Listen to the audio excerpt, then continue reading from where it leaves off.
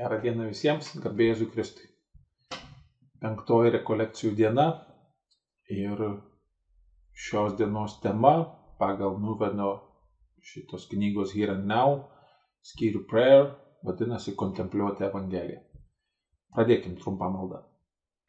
Vardant Dievo Tėvo ir Sūnaus ir Šventosios Dvasios. Amen. Sveika Marija, malonės pilnoji, Viešpats su tavimi. Tu pagirta tarp moterų ir pagirtas tavo Sūnus Jėzus. Šventoji Marija, Dievo motina, melski už mus nusidėjėlius, dabar ir mūsų mirties valanda. Amen. Vardant Dievo Tėvo ir Sūnaus ir Šventosios Dvasios. Amen.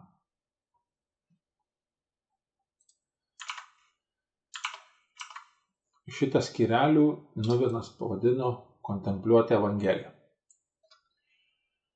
Kad ir kokiu konkrečiu būdu mėgintume gręžti savo širdis į karalystę.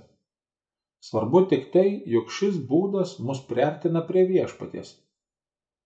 Lėtas maldos žodžių kartojimas yra vienas iš būdų, kurį daugelis žmonių patyrė esant vaisinga. Kitas būdas yra kasdienis Evangelijos kontempliavimas. Kiekvieną metų dieną bažnyčia skaito tam tikrą tai dienai skirtą Evangelijos ištrauką.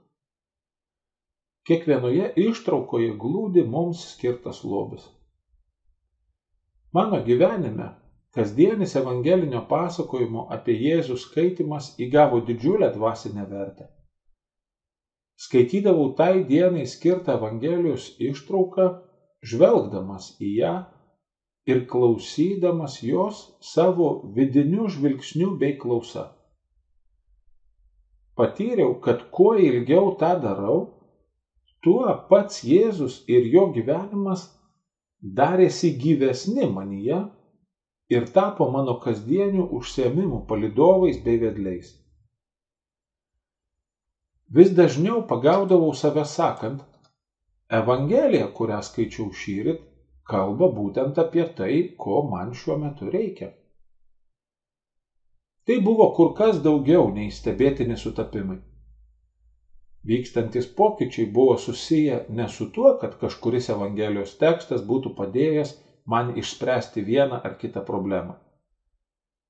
Evangelijos ištraukos, kurias kontempliuodavau, manyje lavino naują žvilgsnį ir klausą, leidžiančius ypatingų būdų įžvelgti ir išgirsti, kas vyksta pasaulyje.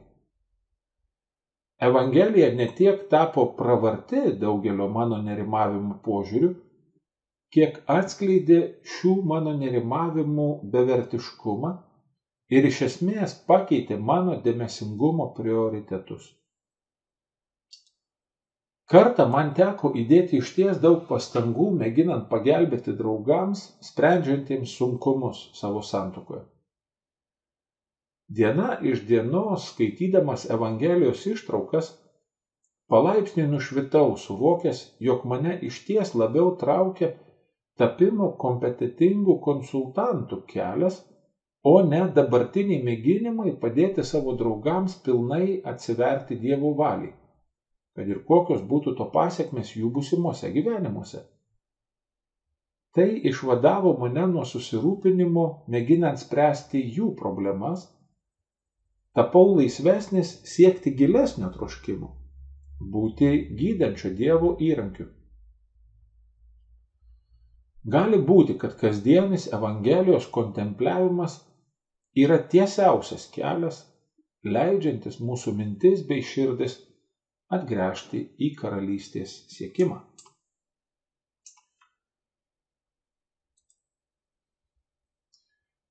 Šiandien skyrelyje nėra tiek daug gal aiškių biblinių aliuzijų ir dėl to gal netgi verta šiek tiek paskirti laiko kontempliacijos aptarimui, todėl kad, čia pavartotas toksai žodis, kuris iš tikrųjų yra, keliaprasmis. Jis nėra toksai vienareikšmiškas pats žodis kaip toksai.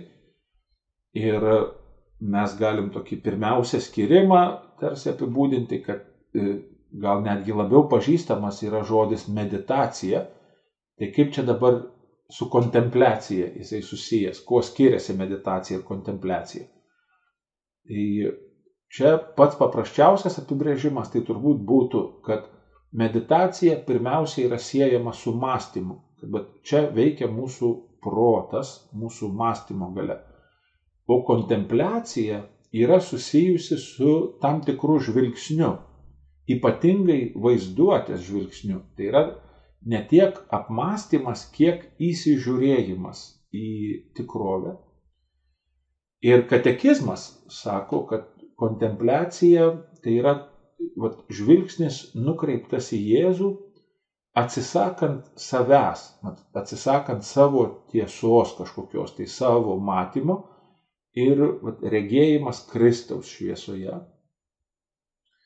Vėl mes žinom, kad net yra vienuolijos, kurios vadinasi kontempliatyviosios vienuolijos. Ir čia, pavyzdžiui, toks garsus dvasinis rašytojas kaip Tomas Mertonas, jis kai kuriais atvejais netgi kritikuoja patį tą tokį terminą kontempliacija arba tokia iliuzija, kad kontempliacijos galima išmokti arba kad tai yra kažkokia tai technika ir taip toliau. Žodžiu, galbūt jo kritika turbūt irgi yra teisinga, jo labiau, kad iš tikrųjų reikėtų prisiminti, kad kontempliacija, beje kaip ir meditacija, tai anaiptol nėra vien tik tai kažkaip krikščionybei čia būdingi dalykai ir ten ir kitose religijose ir kitose dvasinėse praktikose vėl galima labai daug su tuo susidurti. Ir dėl to gal net reikėtų kažkaip pakankamai taip aiškiai įsivardinti, kuria prasme čia mes kalbam apie kontempliaciją. Ir tai, kad daro Nuvenas čia, man atrodo, irgi yra labai svarbu, nes, pavyzdžiui, net ir toj pačioj krikščionybei, tokie mistikai, kaip Teresė iš Avilos, Švento kryžiaus Jonas, jie irgi kalba apie kontempliaciją, bet labiau kaip apie tokį, intimumą su Dievu, su tuo slėpiningųjų viešpačiu, pabrėždami tylą, pabrėždami tokį labai intimų dalinimąsi vienas su kitu, tokiam artume. Bet Nuvenas čia, jisai kalba labiau apie tai, kas būdinga tokia jėzuitiškai tradicijai ir būtent Evangelijos kontempliavimas. Tai reiškia leidimas savo vaizduotei, kai skaitom Evangelijos ištrauką, Nuvenas sako, pagal liturginį kalendorių, iš kasdienio lekcionariumo, kas skaitoma tą dieną liturgijoje, skaityti tą ištrauką, leidžiant tos ištraukos įvykiams tarsi plėtotis prieš mano akis, įsižiūrėti, kas vyksta. Ir dar viena tokia kontempliacijos dalis, tai ką Ignacas Lojola irgi pabrėžia, kad tai yra galimybė net man pačiam dalyvauti tuose įvykiuose. Ne tik įsižiūrėti, kaip klostosi ten tie įvykiai, kas vyksta, bet net ir pačiam atsidurti tarsi tų įvykių sūkuryje, tų įvykių aplinkoje. Bet čia vėl aš dar kažkaip irgi norėčiau parodyti trupučiuką iš to, ką čia Nuvenas sako. Labai įdomiai iš čia kalba ir ką irgi aš netgi ir iš savo tokio gyvenimo galėčiau patvirtinti. Jisai sako tokį dalyką, kad patyriau, kad kuo ilgiau tokiu tarsi žvilgsniu žiūriu ir klausausi tos Evangelijos, to vidiniu žvilgsniu, tai pats Jėzus ir jo gyvenimas tampa gyvesni manyje ir tampa mano kasdienių užsiėmimų palydovais ir vedliais. Ir čia yra gilus dalykas, tai ką jisai sako. Ir aš tai irgi atsimenu kažkur savo dvasiniai kelioniai, nepamenu, ar čia buvo prieš seminariją, ar jau seminarijoje. Šiaip buvo toks labai aiškus supratimas, atėjo, kad tie žmonės, dėl kurių, pavyzdžiui, nuomonės aš pergyvenu, ką jie apie mane galvoja. Taigi tie žmonės, jie yra nuodėmės pažeisti. Ir tai reiškia, kad jų žvilgsnis į mane irgi yra pažeistas nuodėmės ir dėl to jie negali matyti tikros tiesos apie mane. Bet net ir mano paties žvilgsnis į save yra nuodėmės pažeistas ir dėl to aš net pats nepataikau žvelgdamas į save, aš arba perdedu, per daug apie save įsivaizduoju, arba kaip tik save numenkinu ir, kaip tik neteisingai matau save žemindamas. O pataikyti į tą tiesą nuodėmė trukdo tiek man, tiek kitiems. Ir kad iš tikrųjų tikrą tiesą apie mane žino tik tai Kristus, tik Dievas. Ir ta tikra tiesa apie mane, jinai glūdi kažkur tai Evangelijoje. Ir man tai netgi tapo tam tikrų tokių skaitimo būdų, bandyti ieškoti atsakymų apie save. Aš kažkaip, man atrodo, atsimenu, kaip pašaukimo kelionį net buvo kažkokių tokių klausimų.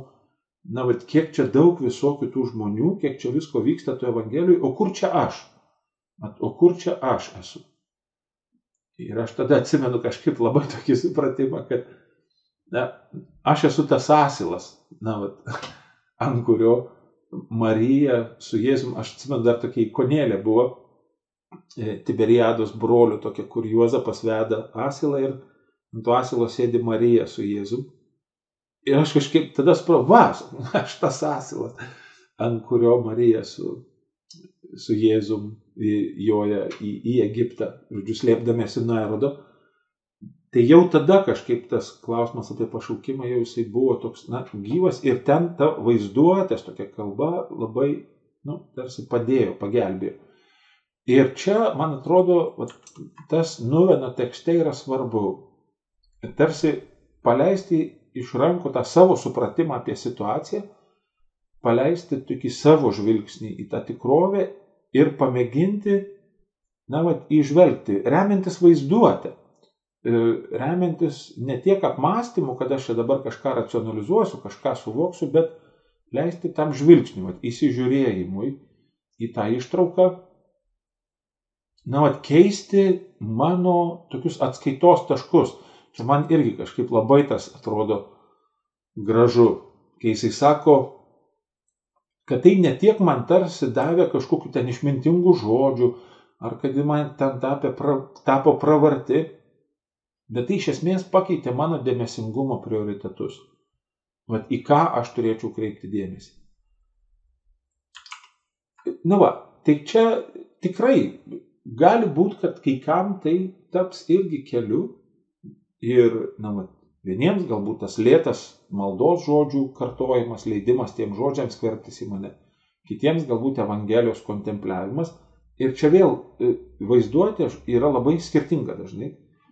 Ir pavyzdžiui, mano būdas dabar, tai iš tikrųjų yra kapstytis po žodžius.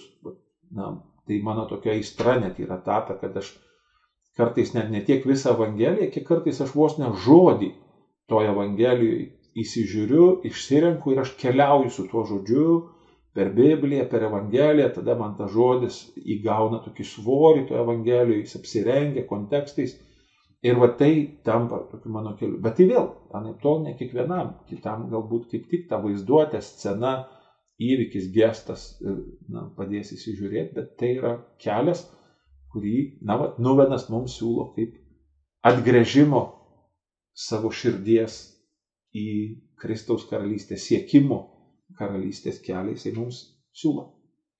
Užbaikime maldą. Vardant Dievo Tėvo ir Sūnaus ir Šventosios Dvasios. Amen. Garbė Dievui, Tėvui, Sūnui ir Šventai Dvasiai, kaip buvo pradžioje, dabar ir visados ir per amžius. Amen. Te palaimina mus visagalis Dievas, Tėvas ir Sūnus ir Šventoji Dvasia. Amen. Sudie.